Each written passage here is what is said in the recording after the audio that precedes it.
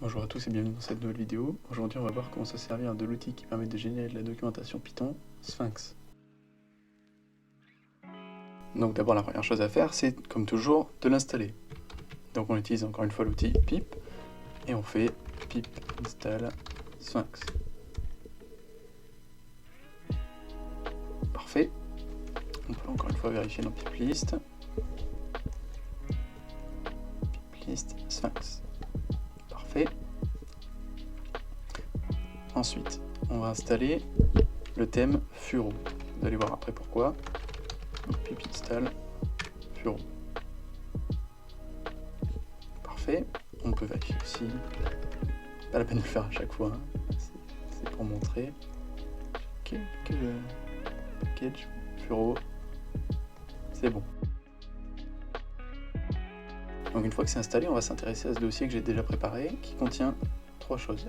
Un répertoire source, qui contient un fichier Python d'un exemple précédent qui date d'une autre vidéo, dont on va se servir, dont on va réaliser la doc finalement. Une data, qui contient des données qui peuvent servir à ce programme. C'est pas indispensable d'avoir un répertoire data, ça s'applique à mon exemple. Et le répertoire docs, qui pour l'instant est vide, et qui va bien évidemment contenir la documentation, c'est celui qui nous intéresse le plus. Donc on va ouvrir un terminal ici, et on va se rendre dans le répertoire docs. Et ici ce qu'on va faire, c'est qu'on va utiliser la commande Sphinx quickstart, qui va en quelque sorte créer une sorte de template de départ. Donc on va devoir répondre à plusieurs questions. Ici on fait entrer. Ici on donne le nom du projet. Donc on peut dire ici test. On peut mettre un nom. On peut donner une version. Et là on peut laisser en anglais. Donc si on va voir dans le répertoire docs ici, on voit qu'il y a tout ça qui est apparu. Donc pour l'instant on va s'intéresser au fichier conf.py, vous en doutez, conf pour configuration. Donc là on voit qu'il y a des choses qu'on a entrées qui ont été ajoutées. Le nom du projet, le copyright, l'auteur, la date. Donc la première chose, on va changer le thème. Alabaster c'est le thème de base. Nous pour cette vidéo on va utiliser Furo, que je trouve nettement plus joli, et qu'on a installé précédemment. Il y en a plein d'autres sur le site, vous pouvez voir. Donc la chose à faire suivante, c'est de s'occuper des extensions. Donc on va en importer quelques-unes, notamment sphinx.ex.autodoc, mais également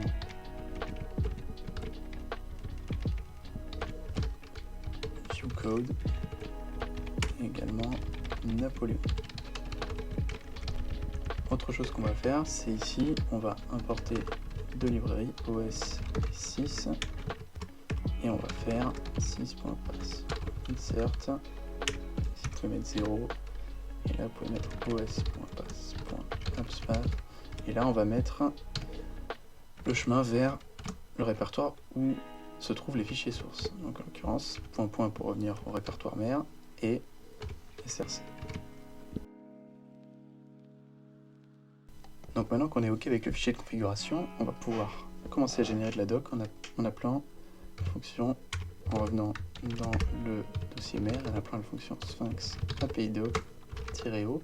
On spécifie ici le répertoire où se trouve la doc, donc c'est docs, le répertoire où se trouvent les fichiers sources qui est src. Et c'est parti, donc il y a deux fichiers qui ont été créés, exemple.rst qui est le fichier ici, et module qui est une sorte de sommaire de tous les modules. Donc les deux fichiers se trouvent ici, exemple, module. Donc on va aller dans index.rst et on va écrire ici module pour que dans l'index, c'est-à-dire la page sur laquelle vous tombez quand vous chargez le site, il y ait bien module, enfin le site, le fichier HTML, il y ait bien le fichier module qui s'affiche, qui contient lui-même tous les autres modules, c'est-à-dire en l'occurrence seulement exemple. Mais s'il y avait plusieurs modules, il y aurait tous les fichiers des modules comme exemple qui auraient été intégrés. Donc ça vous ferait bien un espèce de sommaire. Et enfin, on peut aller dans Docs et faire Make HTML. Et là, c'est parti. Le fichier se lance. Donc là, on n'a plus qu'à attendre, comme ça faisait la dernière fois dans la vidéo précédente. Donc ça, là c'est long parce que le programme est long, mais dans un autre cas, ça ne marcherait pas pareil.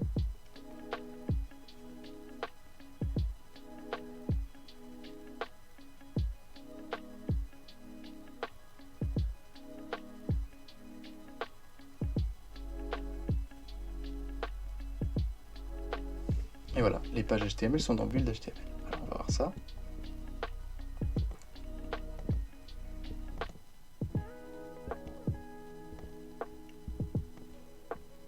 Index.html. Hop. Donc on arrive bien, on a bien test documentation. Donc là, on peut mettre en mode sombre, ça agresse moins les yeux.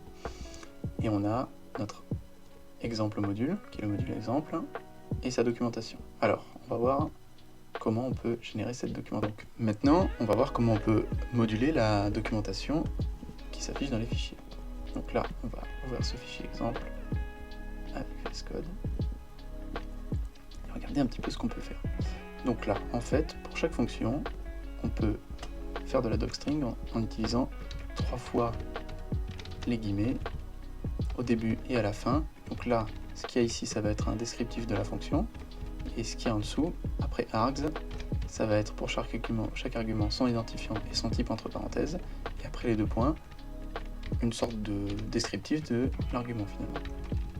Même chose ici, sauf qu'ici il n'y a pas d'argument. Voilà. Et on peut aussi également donner une docstring au fichier entier, au module entier, en disant, par exemple, un module d'exemple.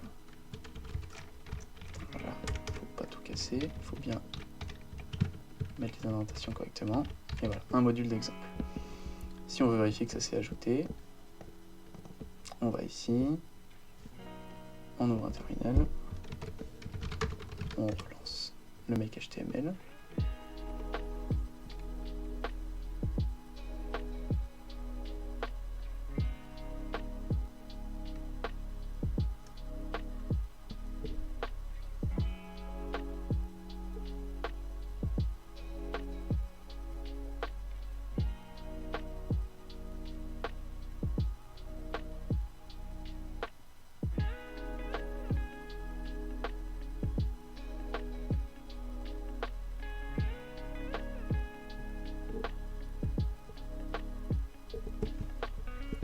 Et lorsqu'on va voir l'index.html maintenant,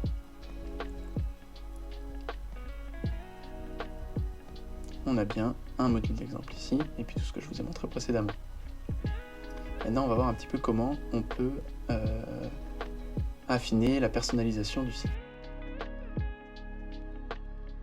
Donc maintenant, on va voir comment on pourrait personnaliser un petit peu notre page HTML.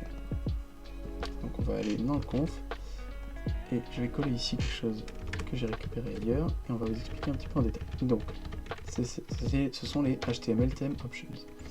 Donc, Light CSS Variable, vous aurez remarqué que le site est, enfin la page HTML est dans un mode Light ou dans un mode Dark. Donc, ici, ça va être les couleurs pour le mode Light. Donc, si je laisse Black comme ça, eh bien, le texte sera en noir quand le mode sera Light. Et inversement, la Dark, le texte est blanc. Ensuite, on peut ajouter un logo. Donc, libre à vous de changer. Hein, si vous voulez mettre yellow, red, enfin, voilà, à votre guise. Ou même un code en hexadécimal, ça marche aussi. Ici, on peut ajouter un logo. Donc, pour ça, il faut bien enlever le nom pour pouvoir mettre le logo à la place. Donc ici, sidebar name devient true. Et ici, on ajoute un logo. Donc, moi, j'ai choisi de mettre un logo pour le light et un logo pour le dark. Donc, c'est ce qu'on va faire tout de suite. Alors, il faut bien avoir ajouté ici static pass égale static. Normalement, ça y est d'origine. Et ça veut dire que les logos que vous devez ajouter ici doivent être dans ce dossier statique. Donc moi j'ai pris un logo ici et je vais le renommer logo light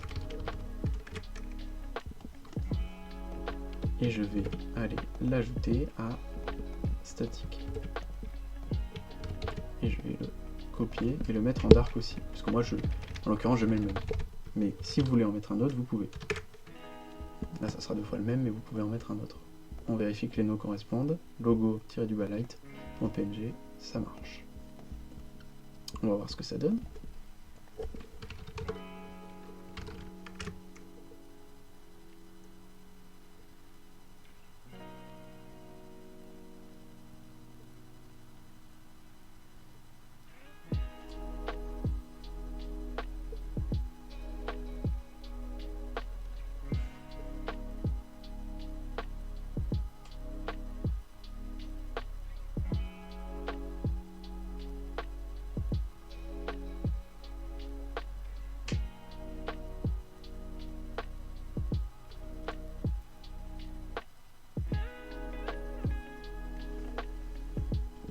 peut aller voir ce que ça donne.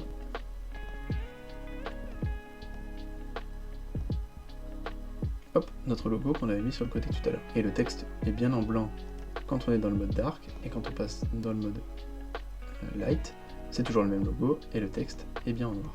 Voilà, c'est la fin de cette vidéo.